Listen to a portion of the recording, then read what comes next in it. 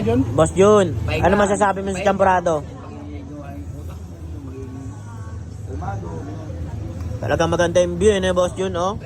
Kaya pa, oh. Ano daw sa kanya, malaking tama sa kanya, kumbaga parang nare-refresh siya. Pag-view.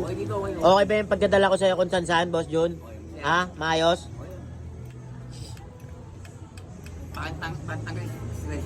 Sarap ba maging artista, Boss Jun? Dami na ba Ha? Maraming nangangarap na pero ang unang-una huwag kayong makakalimutan sa taas. Kailangan marunong kang pasalamat. Yan ang number one. Saan ka nang galing? Ano feeling na may mga nag-approach sa atin kay Jun, lalo sa'yo? Unang-una, May kahit tumatawag pangalan, pagkapalain, ang unang-una ko pupuntahan talaga sa simbahan. Papasalamat ako. Tung! Papala rin. Nangyayari yun. Pangalawa, para sa mga bata Iya. at yung mga nagugulong. Pakain tayo ng mga nagugutom, ha? Dyan, huwag kayong makakalimut kung saan kayo ang galing. Tandaan nyo yan. Papakainin natin yung mga nagugutom dyan, ha? Hindi ako nangangarap, pero sana nangyari.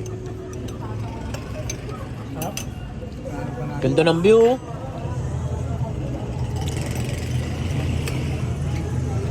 Kahit mga isang ano tayo dito, mga isang araw tayo dito, okay lang. Talaga naman. Lakas na yan, di ba? Pati ka Sisip. di ba? Maulan dulo kayo, namulan sa ulan, oh. Bubuhos, oh. Itim na itim, eh, oh. Doon ang laso. Bubuhos yung ulan, eh. Umiikot na.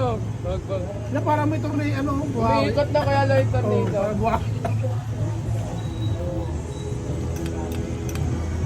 Boss Jun, Taas mo ito yan ah. kumain ka na kumain dyan.